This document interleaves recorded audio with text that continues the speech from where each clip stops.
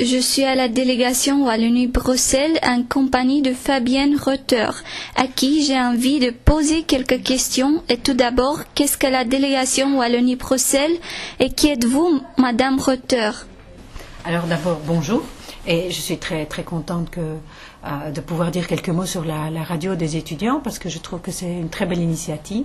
Alors je vous félicite. Merci. Alors donc moi je suis Fabienne Reuter, je suis diplomate belge francophone et je représente ici les gouvernements belges francophones, c'est-à-dire la communauté française de Belgique et la région wallonne, puisque vous savez que la Belgique est un État fédéral dans lequel effectivement ce qu'on appelle les entités fédérées, c'est-à-dire les communautés et les régions, ont de plus en plus de compétences et pour la plupart exclusives, c'est-à-dire que le niveau fédéral n'est plus dans certaines des compétences. Donc voilà, nous avons ici depuis 10 ans, puisque nous fêtons cette année notre 10e anniversaire, une représentation diplomatique qui fait partie de l'ambassade de Belgique, mais qui est tout à fait autonome. Donc, si vous voulez, moi je ne relève pas de l'ambassadeur de Belgique ni de ses services, je relève directement de mes gouvernements avec les budgets propres au gouvernement belge francophone.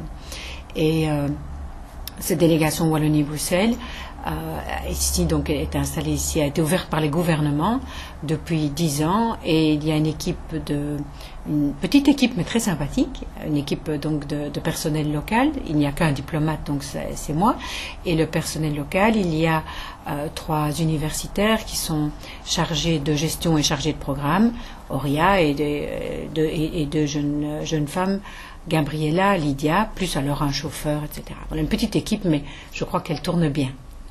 Oui. Et pourquoi la communauté française de Belgique a-t-elle besoin d'une représentation diplomatique en Roumanie? Mais écoutez, en fait, c'est donc il y a 10 ans, les gouvernements belges francophones ont eu envie donc d'installer cette représentation diplomatique parce que ils avaient envie de développer encore plus la collaboration avec la Roumanie. Pourquoi? Parce que la Roumanie est quand même un pays dont nous sommes très proches, avec les racines latines qui sont comme très proches des nôtres, parce que, comme le dit très bien le nom, la Belgique francophone, ben forcément elle s'exprime en français. Donc la francophonie est un champ privilégié d'action pour elle, aussi bien sur le plan politique que stratégique et de la coopération.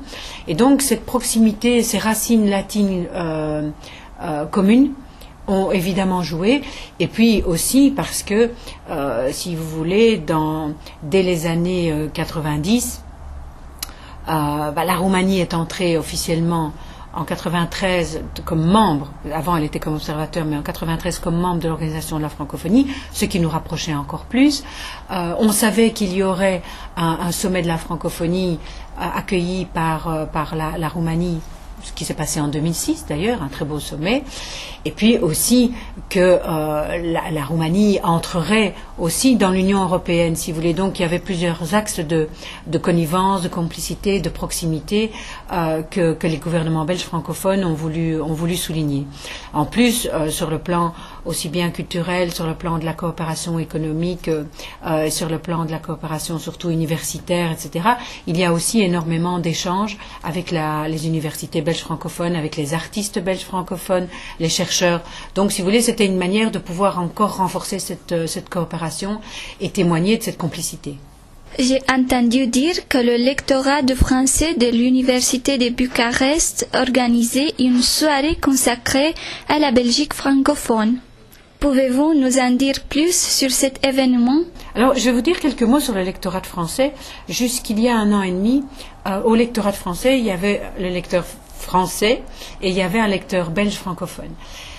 Et j'ai la grande joie d'annoncer sur votre radio que à partir du mois d'octobre prochain, nous reproposerons à l'université de Bucarest, avec laquelle nous avons d'excellentes relations et dont nous sommes très proches, un lecteur belge de nouveau qui pourrait renforcer l'équipe à partir donc d'octobre.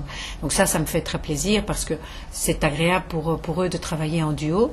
Et donc Frédéric Bonnor, le lecteur français actuel, était venu me voir. Il m'avait dit, parce que vous savez, la délégation soutient beaucoup le programme des étudiants, des associations francophones d'étudiants et du lectorat.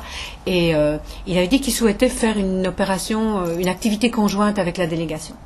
Et alors nous avons parlé un petit peu ensemble, et comme on voulait que cette activité ait aussi comme un lien avec la pédagogie et avec la langue française, nous lui avons présenté une méthode pédagogique pour apprendre le français, langue étrangère, autour de Jacques Brel et des chansons de Jacques Brel. Et c'est comme ça qu'est née l'idée de faire un événement autour de Jacques Brel, qui est quand même un des chanteurs belges francophones les plus connus dans le monde entier. Et voilà, c'est un peu né de cette discussion. Et donc l'événement du 24 avril comportera des ateliers, donc un aspect pédagogique, mais qui sera géré par le lecteur et par l'université, sur au fond la méthode, l'apprentissage du français par cette méthode autour de Jacques Brel. Et puis il se fait que moi j'avais rencontré ici une jeune Roumaine qui est professeure de dessin et qui a réalisé de très très beaux dessins sur Jacques Brel. Et d'ailleurs une partie de ces dessins a été donnée à la fondation Jacques Brel, donc de France Brel, qui est la fille de Jacques Brel, fondation qui est installée à Bruxelles. Et cette fondation a donc des dessins de cette jeune Roumaine ici qui dessine très bien. Et donc l'idée a été aussi, si vous voulez, il lui reste à peu près 19 ou 20 portraits très très bien faits à la pointe C, je crois, de Jacques Brel. Donc ça, c'était un deuxième volet, c'était l'ouverture de cette exposition, voilà, de faire une exposition autour de ces dessins et d'ouvrir cette exposition ensemble. L'autre aspect des choses, on s'est dit, au fond, il y a des projections, nous avons encore des spectacles, des DVD avec les derniers spectacles de Jacques Brel à l'Olympia, des séquences assez intéressantes sur sa vie, donc il y aura un aspect projection. Aspect lecture aussi par des étudiants, des plus belles chansons, parce que vous êtes jeune et je ne sais pas si vous avez déjà entendu du Jacques Brel, ça j'imagine bien, mais si vous avez pris la peine de lire ces chansons, certaines sont vraiment des bijoux. Les textes sont des bijoux, c'est magnifique sur le plan de la langue française. La poésie de ces textes est absolument magnifique. Donc il y aura aussi des lectures de ces textes. Et puis enfin, ça finira par un moment convivial puisque j'offrirai une réception à toutes les personnes présentes pour qu'on puisse se connaître mieux et discuter ensemble. Voilà. Donc ça, moi, je me réjouis de cette manifestation et puis de ce partenariat avec le lectorat, avec vous. Et alors en discutant avec Frédéric, on s'est dit, tiens, après ça on fera une suite. Et on fera alors en partenariat, et là j'ai proposé que ce soit en partenariat avec l'Institut français, de proposer aux étudiants un karaoké autour des textes de Brel. Et puis on s'est dit, tiens, au fond, qui dans les chanteurs français serait peut-être un peu plus proche du registre de Brel. Et moi j'ai proposé Ferrat. Et donc, parce que Ferrat, si là aussi, vous ne connaissez peut-être pas, mais si vous allez connaître, par exemple, Ferrat qui chante les textes d'Aragon, c'est sublime. Alors on s'est dit, ça serait formidable, ça permettrait de mieux connaître les chansons de Brel et de Jean Ferrat, et puis de les faire en karaoké, en partenariat avec l'Institut français. Voilà, ça pourrait être, et le lectorat bien entendu, ça pourrait être une très belle suite qui serait donnée à notre manifestation du 24 avril. Merci, et nous vous donnons rendez-vous le mardi 26 avril à partir de 18h30 au lectorat.